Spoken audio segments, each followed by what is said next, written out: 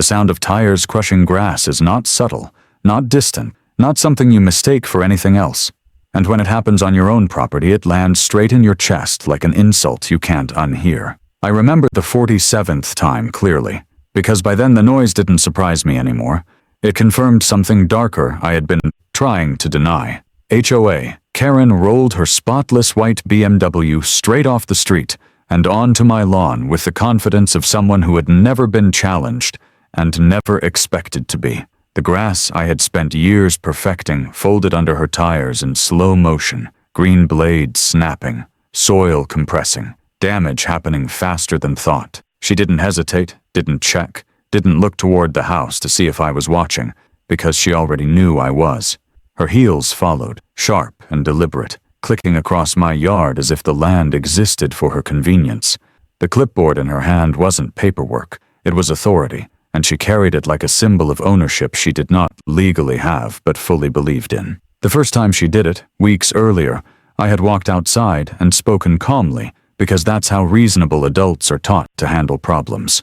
I asked her not to park on my lawn, kept my voice steady, even smiled to signal I wasn't looking for conflict. She barely looked up from her notes and told me it was HOA business, that my grass would grow back, that I was being dramatic about something temporary. That dismissal stayed with me longer than the tire tracks did, because it wasn't ignorance, it was certainty. By the 10th time she did it, I understood that she wasn't forgetting. She was deciding. By the 47th, there was no ambiguity left at all. This wasn't about parking. This was about power, and she was daring me to admit it. I stood at my front window that day and watched her park, step out, adjust her sunglasses, and glance at her reflection in the side mirror like she always did. The repetition was almost impressive in its arrogance. Same path, same stopping point, same routine every single time. She treated my property like a shortcut she'd memorized, not someone else's livelihood, not something that cost time and money and care. Each pass of her tires erased hours of work, weeks of growth, and years of pride, and she did it with a smile that suggested she believed I deserved it for not stopping her sooner. What HOA Karen didn't understand, what she never bothered to learn about the quiet man who owned the lawn she kept destroying, was that I don't react the way she expected. I don't shout, I don't threaten, and I don't escalate emotionally. I observe, I measure, I document, I solve. While she strutted around the neighborhood acting like a suburban monarch, I was already moving past frustration into something colder and far more dangerous to her. Engineers don't explode, we calculate, and calculation was already underway whether she noticed or not. Before we move forward, drop a comment. Where are you watching from? I am not the kind of person who looks for fights, and at my age I've outgrown the illusion that confrontation automatically fixes anything. I spent most of my life designing systems where mistakes had real consequences, where a single miscalculation could shut down an entire operation, so I learned early that patience beats noise every time. That discipline followed me into retirement, into my habits, into the way I treated my home. The lawn wasn't decoration. It was an extension of that mindset, a controlled environment where effort produced visible results. Every line was intentional, every edge sharp, every square inch maintained with consistency that bordered on ritual. When HOA Karen drove across it, she wasn't just damaging grass. She was trampling the last thing in my life that still felt entirely under my control. Retirement had already stripped away my career, my routines, and a sense of usefulness I didn't realize how much I depended on until it was gone. Medical bills crept in quietly. Medications replaced hobbies, and my wife Sandra's memory began slipping in ways we both pretended were temporary. That lawn became my anchor, the one thing I could still fix when everything else resisted solutions.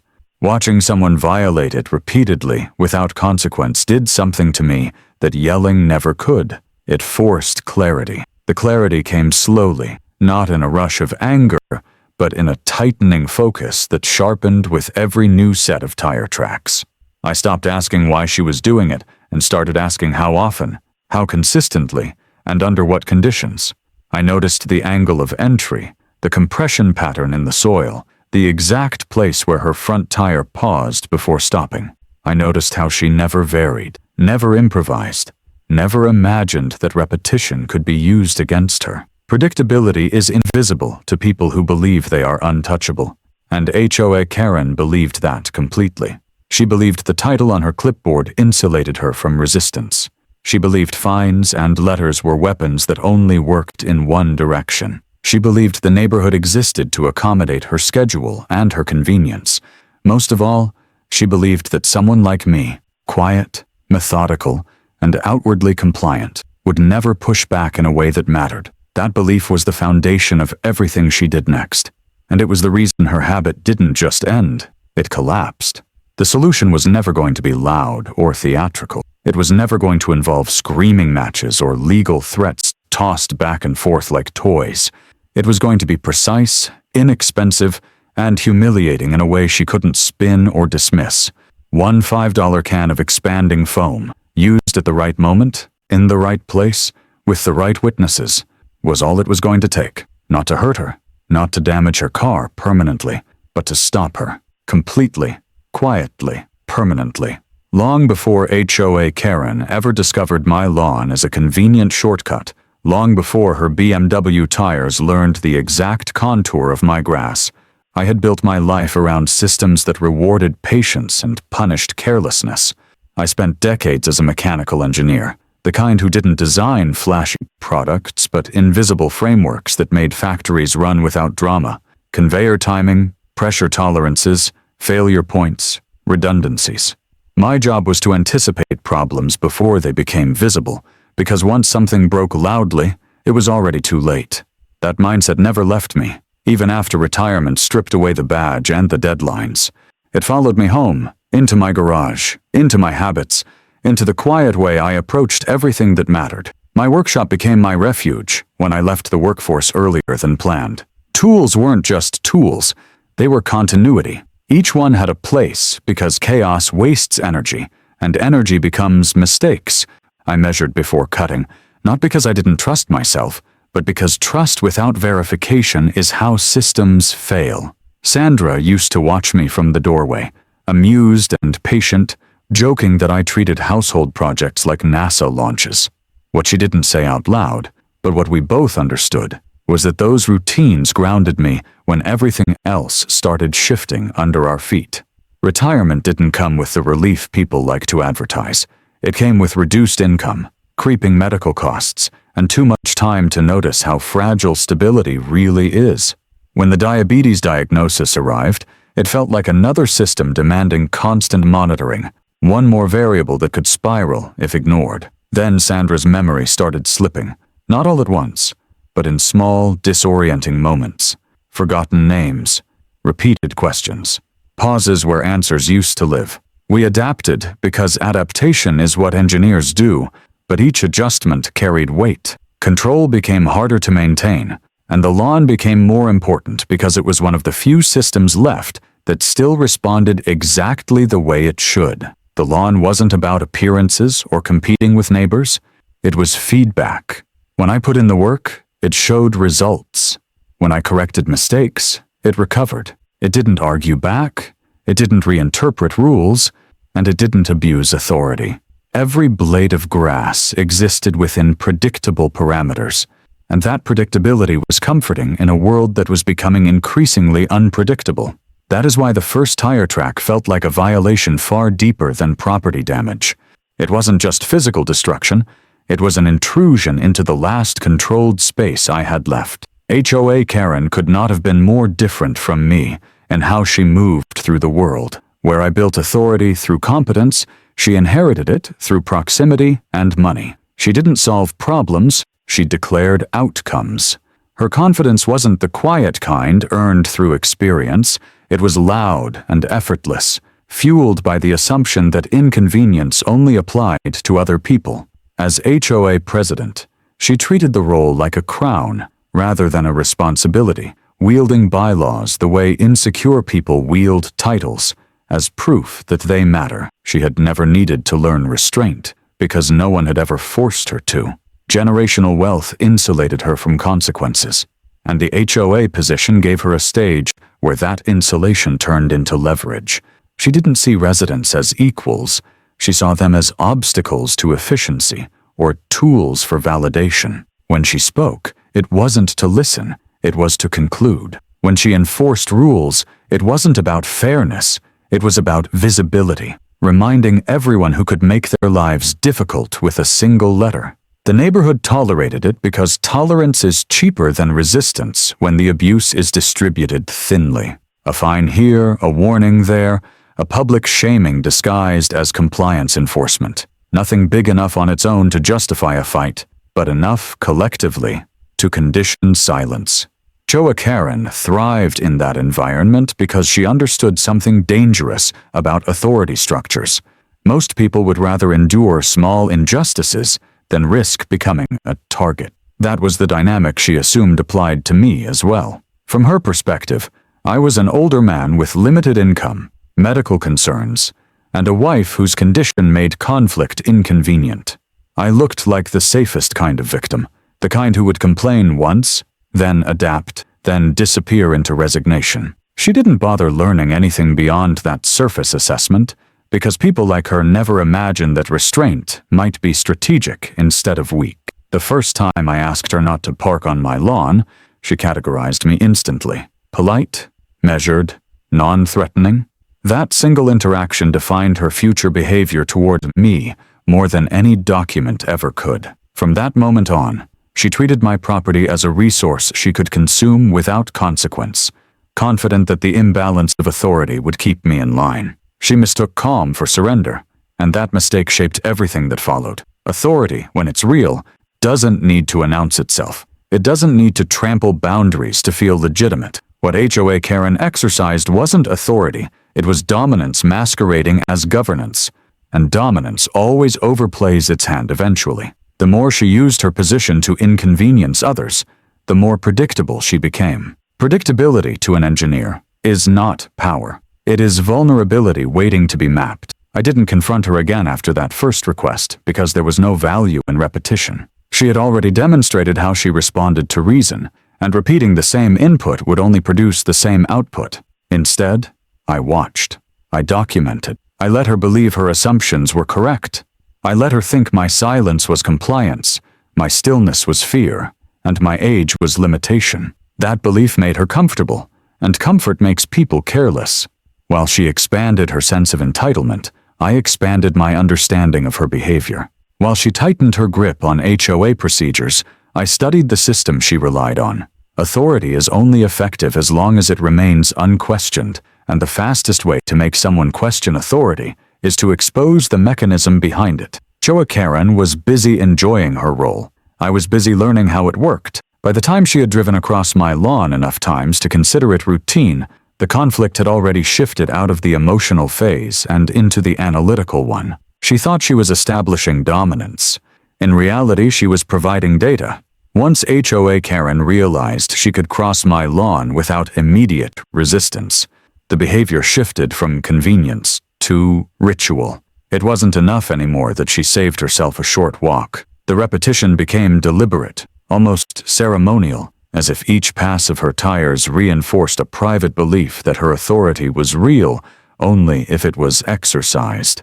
She stopped acting like she was in a hurry and started lingering, stepping out of her car slowly, surveying the damage she'd caused with the detached interest of someone inspecting property they considered expendable. The lawn became her stage, and I became the audience she expected to remain silent. The HOA structure enabled this perfectly.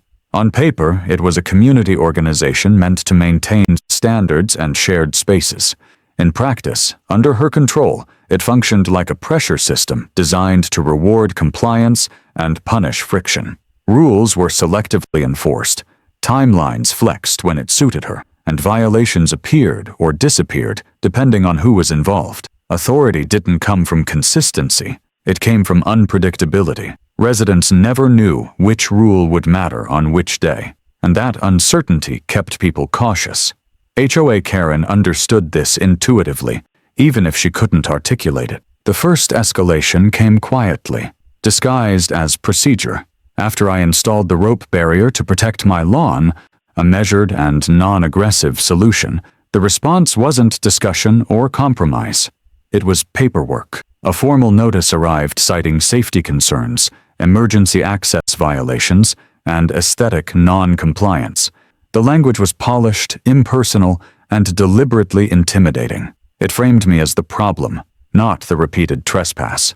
That inversion was the real weapon. By recasting my attempt to protect my property as a violation, HOA Karen reinforced the message that resistance would be punished, not negotiated. When I removed the barrier promptly, she still fined me, citing timing technicalities that only mattered because she said they did. That fine wasn't about money. It was about conditioning.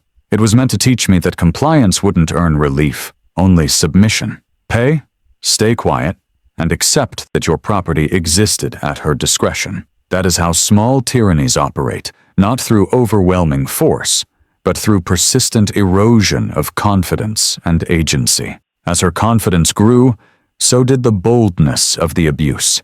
She stopped pretending her actions were isolated or accidental. She drove across the lawn even when alternatives were available, even when doing so caused visible damage.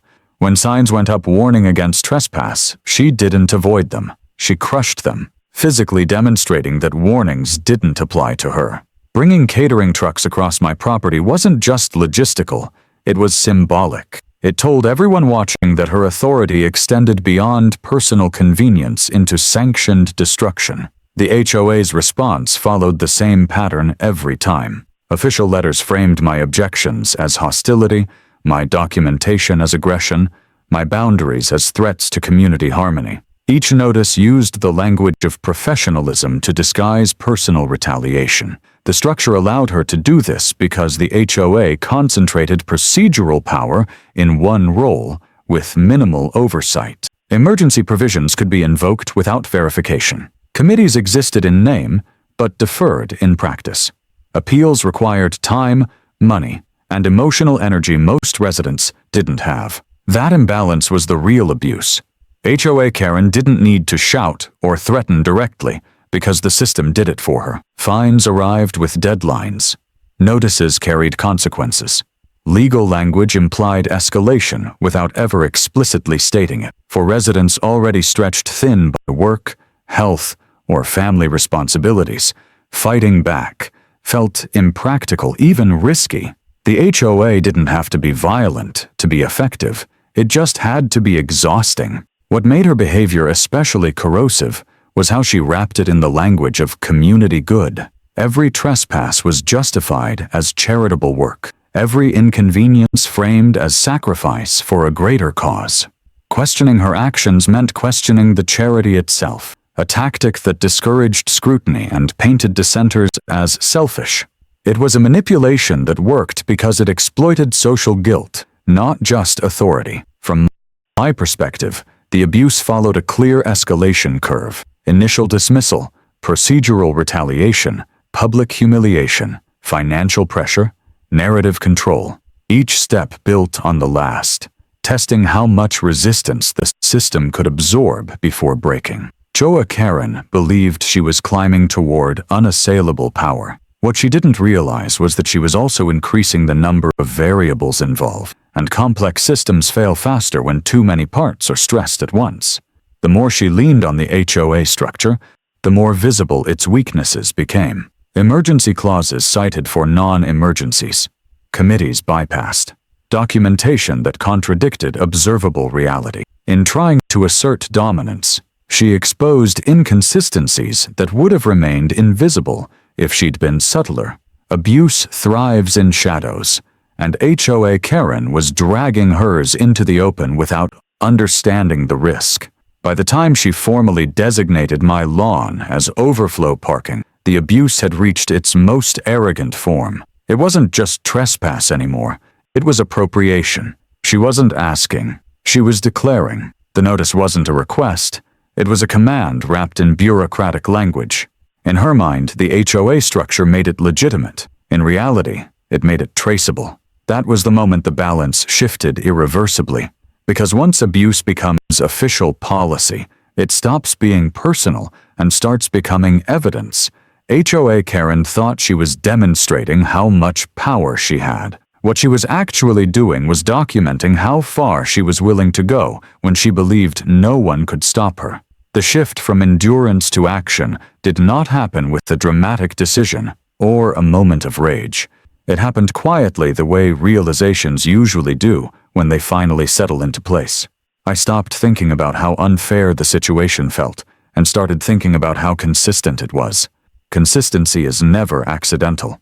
Patterns don't emerge from chaos unless something is forcing them to. Once I saw that, everything about HOA Karen's behavior reframed itself from entitlement into process, and processes can be analyzed, measured, and dismantled. I began documenting without changing my outward behavior at all. No new complaints, no confrontations, no visible resistance. I wanted her comfortable. I wanted her convinced that she had already won. Each time she drove across my lawn, I logged the date, the time, the weather conditions, and the visible damage. I photographed tire tracks from multiple angles, measured rut depth, and noted soil compression points. It wasn't emotional work, it was mechanical, and that made it easier to sustain. While she saw routine, I saw data accumulating. The predictability was remarkable. Same entry point, same arc across the grass, same stop location. She even paused for the same amount of time each visit, long enough to check her reflection before stepping out. The lawn itself told the story, if you knew how to read it. Repeated compression created hardened channels beneath the surface, invisible unless you probed them. Engineers learn early that stress leaves signatures, and my yard was covered in them. The paperwork followed the same pattern. HOA notices arrived on predictable timelines, often just far enough apart to prevent escalation, but close enough to maintain pressure. Citations referenced clauses that were either misapplied or irrelevant, and emergency provisions were invoked in situations that clearly did not qualify. I pulled the HOA bylaws and cross-referenced every citation. The discrepancies weren't subtle. They were systematic, and they always favored her. Financial inconsistencies surfaced next, almost by accident. When the invoice arrived billing me for damage to community property caused by her event traffic, something didn't add up. The listed repairs didn't match the visible damage I'd seen elsewhere, and some items referenced issues that predated the event entirely. That invoice was my first indication that this went beyond intimidation. People abuse power for convenience, but they falsify records for profit. I spoke quietly with neighbors who had been present during past events, not to stir outrage, but to confirm details. Their stories aligned too cleanly to ignore. Repeated property damage during charity functions. Insurance claims filed with little transparency. Repairs promised but never completed. Each neighbor thought their experience was isolated, a one-off inconvenience tied to a good cause. In reality, they were fragments of the same mechanism. The more I traced the paperwork, the more it pointed away from community benefit and toward personal enrichment. Claims were filed under entities linked back to HOA Karen, reimbursements routed through opaque channels, and tax deductions claimed for expenses that never materialized. None of it required speculation. It was all documented, just never compared side by side before. Systems hide in plain sight when no one bothers to overlay the data. At this point, the lawn stopped being the primary concern. It became the access point. The repeated trespass wasn't just abuse, it was evidence generation. Every pass of her tires created another timestamp, another data point tying her directly to property damage she later monetized. She believed repetition normalized her behavior. In reality, it strengthened the case against her. I brought in help not because I needed validation, but because scale matters. A journalism student hungry for a real story knew how to navigate public records without drawing attention. A neighbor with insurance experience understood claim patterns and red flags. Together, they confirmed what the documents were already suggesting. This wasn't sloppy accounting or ignorance. It was deliberate, repeated, and profitable. Once federal agencies became aware, the tone changed without announcement. No sirens, no confrontations, just quiet interest. Questions framed as curiosity, requests for clarification, cross-agency communication that HOA Karen never anticipated because she believed her authority ended at the neighborhood boundary. She had spent years exploiting the gap between local governance and federal oversight, assuming no one would bother bridging it. The proof assembled itself methodically. Timelines aligned. Financial flows traced back to the same sources. Charity events matched spikes in claims and deductions. The lawn was just one of many properties affected, but it was the one with the cleanest documentation. Engineers love clean data. Investigators do too. What struck me most was how unnecessary the escalation had been. If she had stopped after the first request, if she had chosen restraint over dominance, none of this would exist.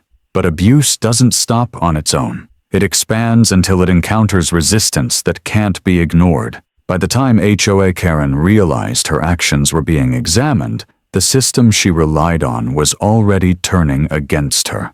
Discovery doesn't feel like victory. It feels like inevitability. Once you see the full mechanism, the ending stops being a question and becomes a matter of timing. I didn't need to expose her loudly or confront her publicly yet. All I needed was one more documented act that would bring everything into the open at once, and she was already planning it for me. The charity event was announced like a coronation, dressed in the language of generosity and community, while carrying the unmistakable scent of entitlement. HOA Karen circulated notices without asking, informing residents rather than consulting them, declaring that the neighborhood would once again make sacrifices for a cause she had chosen and would personally benefit from managing. The language was crisp and confident, implying urgency, importance, and inevitability. By the time the letter reached my door, the outcome was already framed as settled. My lawn designated as overflow parking under emergency provisions that had nothing to do with emergencies. She didn't ask because she no longer believed she needed permission. Preparation unfolded with theatrical precision. Event companies arrived early, unloading pristine white tents, polished tables, and decorative lighting, meant to transform the community center grounds into something worthy of cameras. Valet staff rehearsed movements, photographers scoped angles, and catering trucks idled with the kind of casual authority reserved for spaces that were assumed to be compliant. Everything was positioned to look flawless from the street, to present a narrative of elegance and order. The only thing out of place was the patchwork of damaged grass that led straight from the curb to the exact spot where HOA Karen always parked. Media presence changed the atmosphere immediately. Cameras alter behavior, but they also reveal it. HOA Karen knew how to perform under lenses, how to soften her tone, widen her smile, and frame every decision as benevolent leadership. She believed visibility was insulation, that no one would dare challenge her while reporters were watching. She didn't understand that documentation doesn't care about charisma, and cameras record outcomes just as faithfully as intentions. As guests arrived, the first cars rolled across my lawn exactly as planned, guided by valets who never questioned their instructions. Tires sank into soil that had already been weakened by repetition, compressing it further, widening scars that would be impossible to hide later. Each vehicle added weight, noise, and spectacle, turning private destruction into public routine. Conversations continued, laughter floated through the air, and no one asked whose property they were standing on. Social permission is a powerful thing, and HOA Karen had granted it. I watched from my workshop window, not pacing, not anxious, just attentive. The timeline was precise. Her pattern had never failed before, and there was no reason for it to change now. She always arrived last, always made an entrance, always parked in the same place. Predictability isn't just habit, it's identity. She had built her authority on the assumption that no one could interrupt her routine. When her BMW finally appeared at the edge of the street, cameras turned instinctively. The reporter began narrating about leadership and generosity, about the woman responsible for bringing the community together. Karen slowed slightly as she left the pavement, angling the car exactly as she always did, her confidence so complete that she didn't even glance toward the house. The front tire rolled forward, compressed the sod, and found the hidden canister beneath. The moment of activation was not loud. It was sudden. Pressure met resistance. The seal ruptured, and expanding foam surged upward with mechanical inevitability. Yellow material erupted through the grass, climbing around the tire, filling space faster than reaction could keep up till HOA Karen hit the brakes too late. The chemistry didn't care. Expansion continued, hardening as it grew, anchoring the wheel in place with brutal efficiency. Confusion rippled outward before sound did. Guests stopped mid-step, phones came up instinctively, and the reporter faltered as the scene transformed from planned coverage into something unplanned and impossible to ignore. HOA Karen stepped out of the car, heels sinking slightly, her expression shifting from irritation to disbelief as she realized the vehicle wasn't moving. She tried once, pressing the accelerator, accomplishing nothing except feeding the spectacle. Her voice cut through the crowd sharp and high, demanding explanations, assigning blame, searching for authority she could still wield. Cameras captured every second, every expression, every failed attempt to reassert control. I walked out slowly, deliberately, stopping beside the immobilized car with the calm of someone presenting a finished calculation. There was no shouting, no triumph, just clarity. I explained what had happened in plain terms, loud enough for microphones to pick up. I stated the number of times she had trespassed, the damage documented, the claims filed, the patterns observed. I didn't accuse, I enumerated. Facts have a way of stripping away performance, and her performance collapsed under their weight. The crowd listened, not because I demanded attention, but because the system she relied on had failed in front of them. The collapse wasn't explosive, it was quiet, humiliating, and absolute. She stood there as the center of attention without control of the narrative, surrounded by witnesses she could no longer intimidate. Tow trucks arrived hours later, along with officials who asked questions she couldn't deflect. The event continued awkwardly around the spectacle. Charity tables set beside immobilized authority, smiles forced and brittle. By the time the car was finally removed, the story had already escaped her grasp. Phones buzzed, footage spread, and the image of HOA Karen stranded on a lawn she didn't own became the defining symbol of her tenure. Public collapse doesn't require shouting. It only requires that reality be allowed to assert itself in full view. After the spectacle ended and the crowd dispersed, there was no dramatic aftermath in the way people expect justice to arrive. There were no raised voices, no public denouncements, no sudden confessions. What followed instead was far more devastating to HOA Karen because it unfolded in a language she had never bothered to learn. Process? Review? Verification? The same tools she had used to intimidate residents were now being applied to her with precision she couldn't outrun or charm her way around. Federal investigators moved quietly and methodically, asking questions that sounded casual to anyone not listening carefully. Requests for documents were phrased politely, deadlines framed as standard procedure, and follow-up inquiries delivered with neutral expressions that gave nothing away. This was not an argument she could win, because there was no opponent to bully, no audience to manipulate. Expertise doesn't react to pressure. It absorbs it and keeps moving forward. The more she tried to posture, the more obvious it became that she had never actually been in control of the systems she abused. Her attempts at retaliation were predictable and ineffective. Legal threats surfaced first, carefully worded letters designed to intimidate rather than resolve. Claims of harassment, accusations of sabotage, implications that my documentation constituted misconduct. None of it landed because documentation doesn't disappear when someone objects to it. Every message she sent, every threat she issued, became another artifact in a growing file that outlined her mindset as clearly as her financial records outlined her behavior. Insurance companies entered next, not as allies, but as auditors protecting their own interests. Claims she had filed over years were reopened, timelines scrutinized, and payment histories re-examined. Adjusters compared reported damages against actual repairs and found gaps that could not be explained away by clerical error. When numbers don't reconcile, intent becomes the question. And intent is where consequences live. HOA Karen had spent years relying on the assumption that no one would ever bother checking closely. That assumption collapsed quickly. The HOA structure she once dominated turned brittle under scrutiny. Emergency provisions were questioned. Committee approvals were traced and found missing. Votes that were supposed to exist existed only on paper.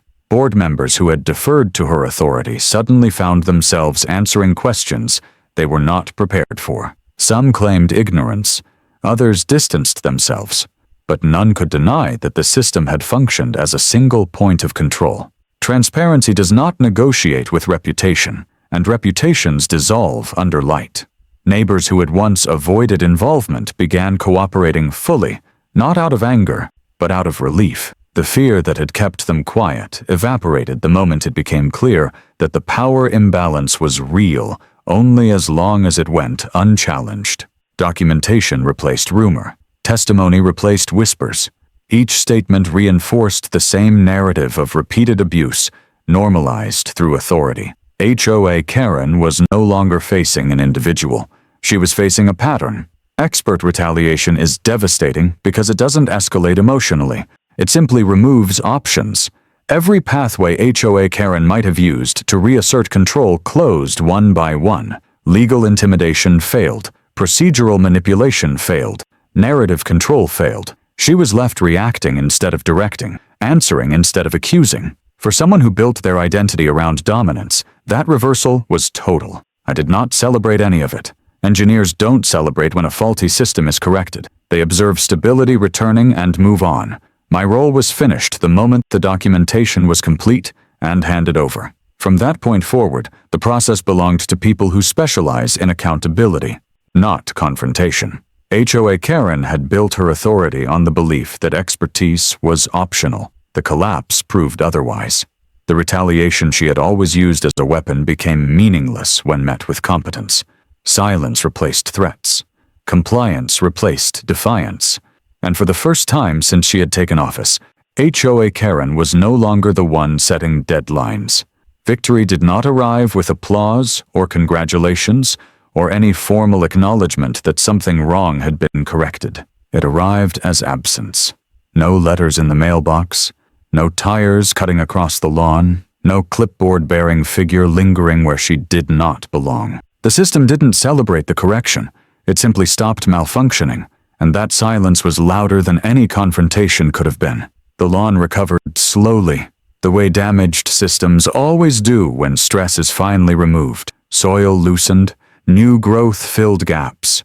Patterns returned. I resumed my Saturday routines without urgency, mowing along clean diagonals that no one interrupted and no one questioned. The grass responded exactly as it always had when left alone, proof that the damage had never been inevitable, only imposed. There were no new signs, no barriers, no warnings. None were necessary anymore. The HOA changed without announcement. Meetings became short and dull. Notices became rare and factual. Rules applied evenly, or not at all. The presidency rotated like an obligation instead of a throne, and no one used emergency clauses unless something was actually broken. The structure reverted to what it was supposed to be before it had been bent into a tool for personal dominance. Governance lost its edge, and with it, its capacity for harm. HOA Karen did not return to explain herself. She did not apologize, justify, or argue. Her name vanished from documents, from emails, from conversation. Power that depends on intimidation does not survive scrutiny, and once removed, it leaves very little behind. There was no dramatic downfall to witness, no moment where she was forced to acknowledge what she had done. She simply stopped mattering. Neighbors adjusted quickly. People parked where they were supposed to. Paths stayed where they belonged. Boundaries were respected without being reinforced. The behavior that had once required constant defense corrected itself once the pressure source was gone. Systems stabilize when interference is eliminated, not when they are overcorrected. In my workshop, the tools stayed where they always had. Reliable Rita hung on her hook. Precise Pete rested in its case. The empty can of expanding foam sat on a shelf without significance.